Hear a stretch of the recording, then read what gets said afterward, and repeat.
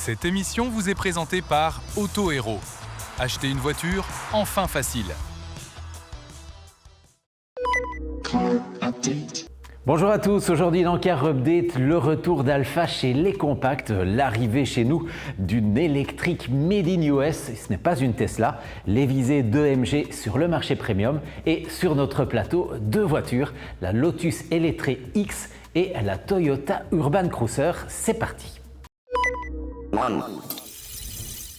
Donc content d'avoir conquis nos marchés avec ces prix planchers, MG cible désormais le premium. Dès juillet, deux nouveaux modèles débarquent en Belgique, l'IM5, une berline de près de 5 mètres, et l'IM6, son pendant SUV. À bord, des sièges massants, un écran de 26 pouces ou encore un système audio et ses 20 haut-parleurs sous le capot, jusqu'à 751 chevaux pour les versions les plus puissantes, 655 km d'autonomie et une recharge de 10 à 80% en 17 minutes grâce à la technologie 800 volts.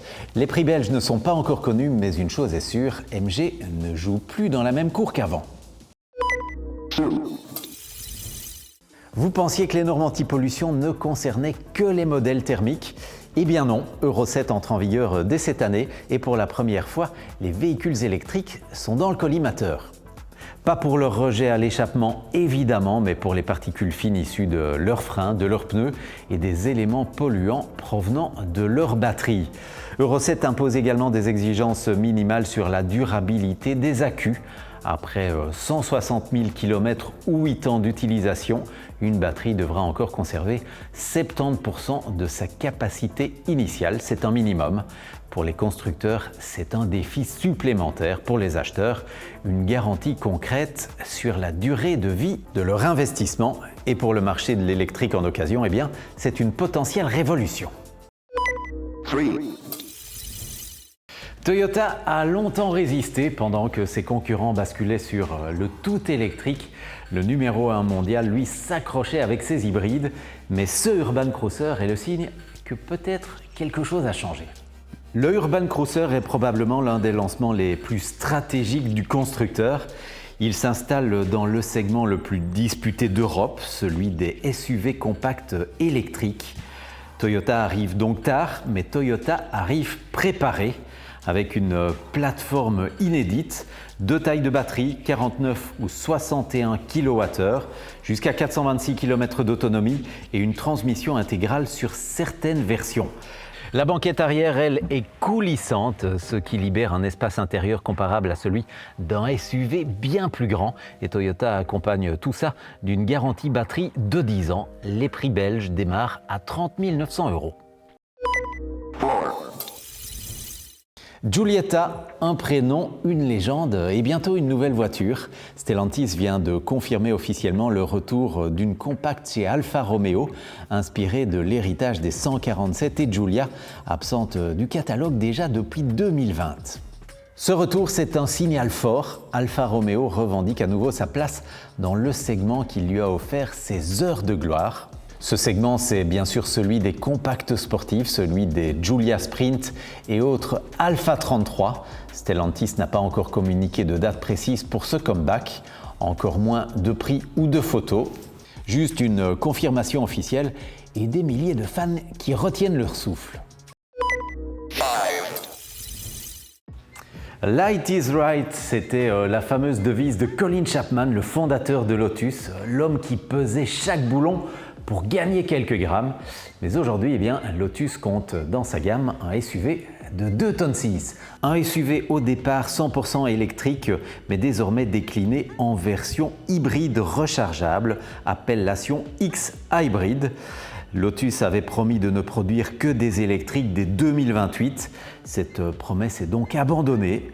La raison est comptable, 357 millions de dollars de pertes sur les 9 premiers mois de l'an dernier.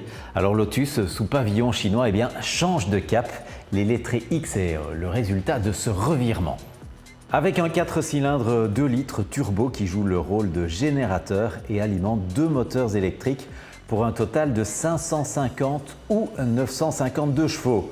Batterie de 70 kWh, 350 km d'autonomie en mode électrique 1200 d'autonomie totale, recharge de 20 à 80% en 9 minutes.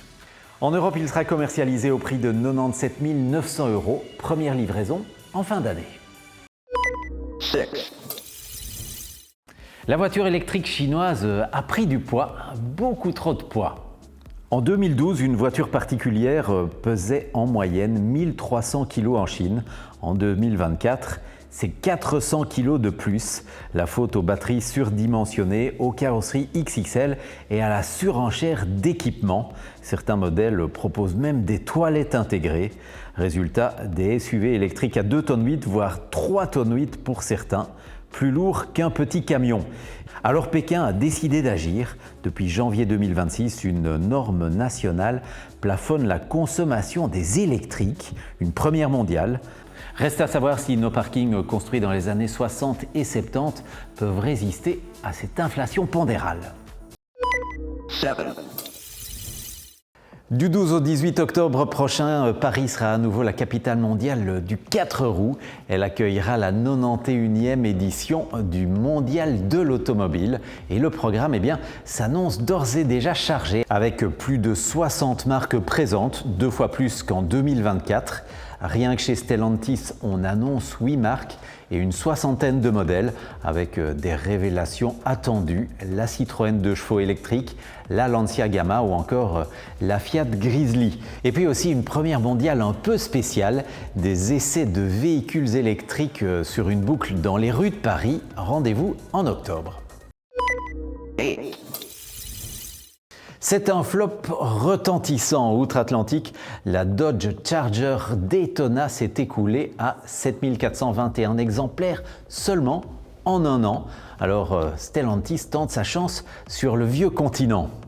La muscle car électrique arrive chez nous en coupé ou en berline 5 portes et en 2 versions, RT 503 chevaux ou Scat Pack 679 chevaux avec aussi une batterie de 100 kWh et une autonomie autour des 520 km. Voilà, c'est ainsi que se referme cette première saison de Car Update. Merci pour votre curiosité, pour votre fidélité. Je vous retrouve en septembre et d'ici là, passez un bel été. 1, 2, 3, 4, 5, 6, 7, 8.